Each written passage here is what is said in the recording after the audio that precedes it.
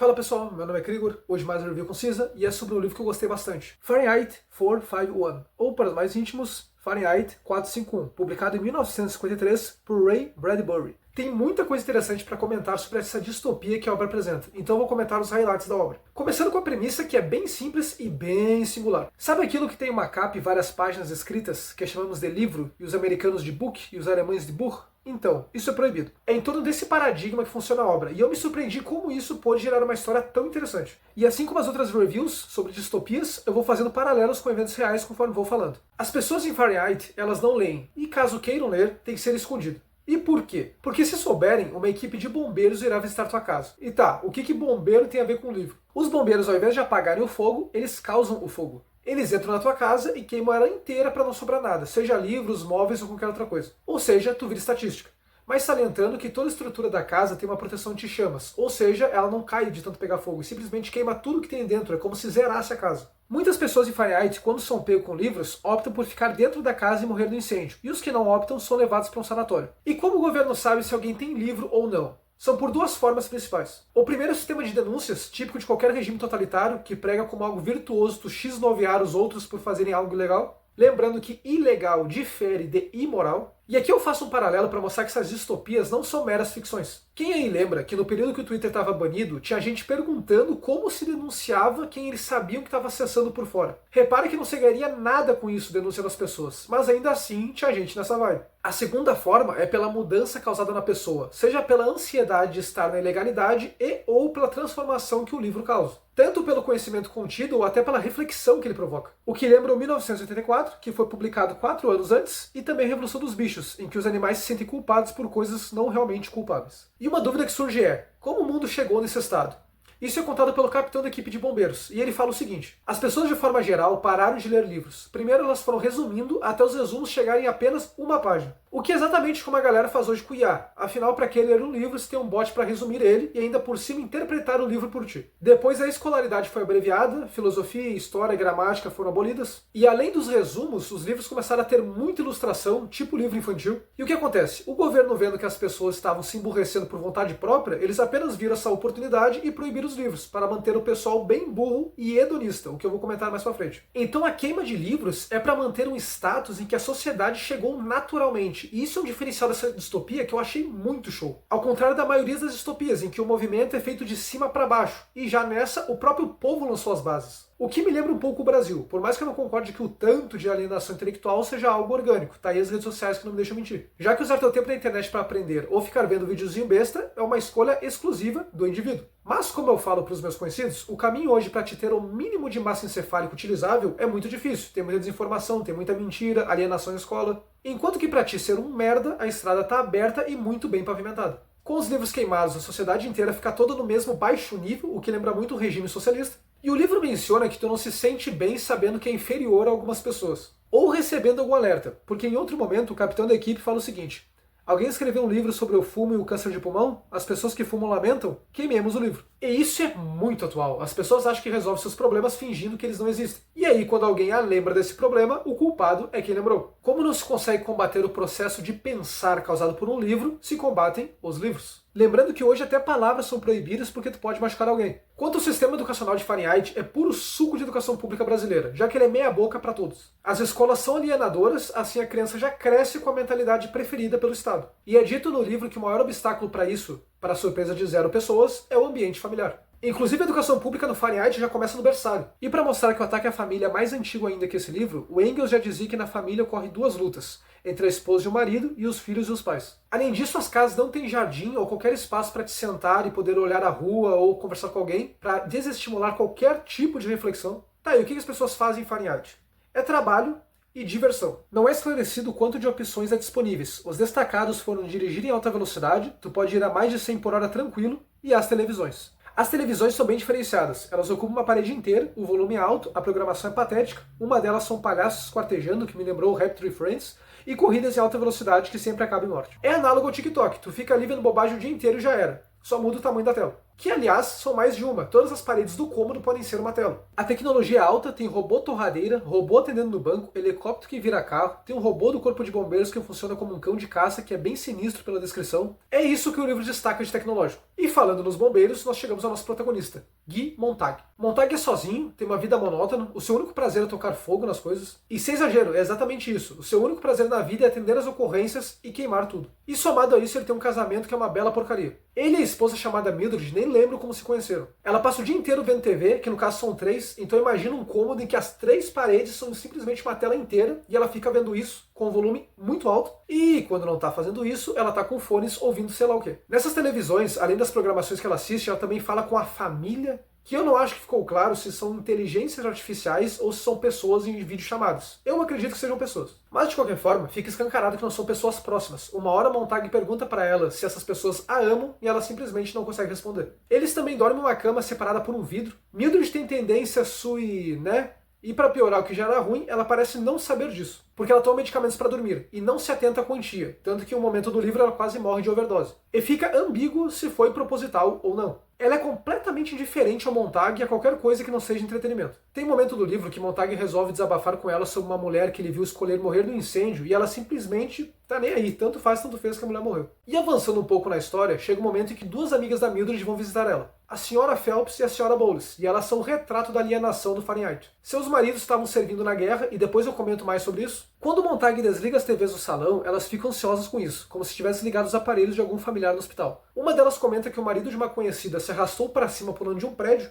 e somado isso às tentativas veladas da Mildred, me faz pensar que não é algo incomum. Tanto que uma hora o capitão da equipe de bombeiros se deixa ser morto, e olha que ele estava em uma posição de poder, e mesmo assim ele não estava feliz. Quando começaram a conversar sobre filhos, a senhora Phelps fala: Deus sabe que ninguém em seu juízo perfeito teria filhos. O que chega a ser engraçado, como se Deus concordasse com isso. Já a senhora Bowles, que teve 2 filhos e diz que filho é uma desgraça, fala o seguinte: meus filhos ficam na escola 9 dias seguidos e depois eles têm um dia de folga. Eu os aguento em casa 3 dias por mês, não é nada demais. A gente põe as crianças no salão e liga o interruptor. É como lavar a roupa. É só enfiar as roupas sujas na máquina e fechar a tampa. E mais um ponto que mais atual é impossível. Hoje muitos pais dão um tablet ou um celular para a criança e tá resolvido. E eu já vi em shopping, o que eu vou comentar agora, acho que eu já comentei em outro vídeo, que era uma criança, eu diria que no máximo, sei lá, talvez 2 anos, num carrinho e um tablet na frente. Ou uma outra vez que estava fazendo caminhada e eu vi um pai e um filho saindo do mercado e o filho estava simplesmente de fone e um tablet na mão. A criança cresce sem nem saber o que está acontecendo na volta dela e tu não precisa ser nenhum especialista para saber que isso vai dar errado. Após esses absurdos, eles começam a conversar sobre a eleição presidencial e elas falam que votaram no cara mais bonito. E aqui é explicado o esquema de manipulação de imagem dos candidatos, porque um deles era bonito e estava bem arrumado, o outro se expressava mal e estava desarrumado. Claramente pegaram o chibungo e jogaram ali para manter a face de democracia. E esse é um outro ponto muito interessante na obra que faço questão de repetir. O Fahrenheit é uma democracia, e ainda assim totalitária. Olha que surpresa. Na review dos 48 Leis do Poder, eu explico sobre uma delas que fala sobre imagem. E depois eu vou falar como acaba essa parte da conversa com as amigas da Mildred, porque vale muito a pena. Com tudo isso que eu falei, deu para entender que a vida do Montag era péssima. E lendo tu percebe que ele estava só à espera de alguma novidade na vida dele. Retornando um pouco na história, inclusive o livro é curto, a edição que eu li tem menos de 150 páginas, Montag conhece Clarice, que é uma jovem que fica vagando pela rua, literalmente contemplando tudo que vê. Ela claramente funciona como uma luz no meio da escuridão. Montag vivia aquela vida triste, no automático, e o contato com ela fazia ele acordar e buscar entender o que está acontecendo na volta dele. Pela Clarice dá para saber outros ótimos pontos sobre a obra. Ela fala que a socialização é falsa, porque as pessoas falam nada com nada, apenas coisas supérfluas, mais uma semelhança com os dias de hoje. Ela reclama da violência dos jovens, o livro não dá muitos detalhes, mas os jovens meio que se matam e fica por isso mesmo, é bem estranho. Tanto que mais adiante no livro, o Montag quase é atropelado sem motivo algum, o que me lembrou um crime punk bem famoso, o Laranja Mecânica, que mais adiante eu vou trazer o livro no qual foi baseado o filme. Ela também conta sobre seu tio, que diz que antes as coisas eram diferentes, ou seja, a distopia não está em tanto vigor assim, incluindo óbvio que antigamente os bombeiros apagavam incêndios ao invés de iniciá-los. Há uma alteração histórica na obra para dizer que era uma função antiga. Ela e o tio eram suspeitos, o tio por ser antissocial e ela por questionar na escola a finalidade das coisas, e não apenas como eram feitas. Ela e a família são executadas, o que deixa Montag bem triste. Na história há vários dissidentes, e o que me surpreendeu é que eles vivem de forma relativamente segura. Um deles se chama Faber, e ele viu toda a transformação da sociedade, e hoje vive amargurado porque não lutou quando teve a chance. E aqui entra uma verdade óbvia: tu só pode lutar quando tu pode lutar. Eu sei que essa frase pode soar bem imbecil, mas ela é a realidade da forma mais simples. Ele também comenta sobre a terrível tirania da maioria, já que a população apoia o regime. E sobre a tirania da maioria, me lembra a Apologia de Sócrates e a Mensagem do 1984. E esse contato com o Faber será o gatilho para a mudança definitiva do Montag. Lembra que não terminei o desfecho da conversa dele com as amigas da Mildred? Então, Montag, que legalmente havia pego alguns livros, resolve ler uma poesia. E o que é muito show dessa cena é que a poesia, que era emotiva e até aí ok, causa uma choradeira absurda na Sra. Phelps. Não que seja um absurdo tu chorar por causa de uma poesia, mas ela chora como se tivesse perdido alguém. O ponto é que todo o choro dela é um acumulado da negação dos próprios sentimentos. É como se as tristezas que sentimos durante a vida fossem bloqueadas e então rompe essa barreira e vem tudo de uma vez. E a Sra. Bowles, vendo o ocorrido, diz que sentimentos fazem mal, poesia é doença e chama Montag de nojento. Ele não deixa por menos e resolve passar por cima falando isso aqui. Vá para casa e pense no seu primeiro marido de quem se divorciou, e no seu segundo marido morto num acidente de carro, e no seu terceiro marido prestes a estourar os miolos. Vá para casa e pense nos 10 abortos que você fez. Vá para casa e pense nisso. E também nas suas malditas cesarianas e nos filhos que sentem ódio mortal de você. Isso porque ela fala que os partos dos seus filhos ela fez questão de serem cesariana mesmo podendo ser parto normal, e não explicou o porquê. Vá para casa e pense como tudo isso aconteceu e no que você fez para pôr um fim nisso. Vá para casa, antes que eu lhe bata e expulse daqui a pontapés. Apesar do esculacho bem bacana, teve um preço, porque ele foi denunciado pela posse dos livros, tanto pelas amigas da Mildred quanto pela própria Mildred. Para resumir o ocorrido, Montag está no quartel de bombeiros e eles são chamados para uma ocorrência, ou seja, queimar uma casa. E quando ele chega no local, a casa é a dele. Após queimar a casa e o capitão, que Montag posteriormente conclui que ele se deixou ser morto, o Estado começa a persegui-lo. Eu achei muito bem escrita a cena de fuga, e só lendo mesmo para saber como foi. E após muito correr, Montag consegue sair da cidade e ir para o rio, se direcionando para áreas afastadas com campos e florestas. Um ponto a se destacar aqui é que Montag, quando está na floresta, ele se sente muito bem pelo contato com a natureza, o que por si só já é bom para qualquer pessoa. Agora imagina para quem vive em centro urbano. Até o ar é diferente. Enquanto caminhava pela floresta, ele encontra um grupo de dissidentes. Eles vivem fora do sistema e carregam uma mini televisão, e é por ela que Montag consegue ver o desfecho da operação toda, já que a operação estava passando em TV aberta. E o que acontece? Como não conseguiram capturar Montag, eles resolvem capturar uma pessoa aleatória para não se mostrar falhos para a população. E um dos membros do grupo, que são todos idosos já, o Granger, diz que todas as pessoas têm seus hábitos mapeados. E além de servir para detectar possíveis incidências, também serve como coringa. Caso estejam capturando alguém, esse alguém escapa, já tem possíveis modos expiatórios. E com esse grupo nós aprendemos mais algumas outras coisas sobre o universo. O primeiro é que a dissidência é comum. Há em vários locais pessoas vivendo afastadas do sistema. E a outra informação é que as pessoas decoram livros, porque é muito arriscado transportá-los ou até escondê-los para buscar depois. Então alguém decora Platão, outra pessoa decora a Bíblia. E Granger também diz que na época em que se podiam ler livros não se usavam seus ensinamentos. Mais um ponto do livro que é bem atual. O final do livro é basicamente o grupo concordando em que terão que esperar uma oportunidade certa para, junto com outros dissidentes, colaborarem com seus livros que têm memorizados. Então o que resta é esperar. Bem, quando a situação externa, o momento é dito sobre queimar livros de influência inglesa, então eu imagino que não seja no mundo inteiro que está acontecendo. Isso somado com as guerras que o país enfrenta, então eu imagino que talvez seja apenas nos Estados Unidos a distopia. E não é dado mais detalhes. Contra quem é guerra, começou desde quando, etc. A única coisa que fala sobre o mundo exterior é quando Montag fala que já ouviu boatos de pessoas passarem fome.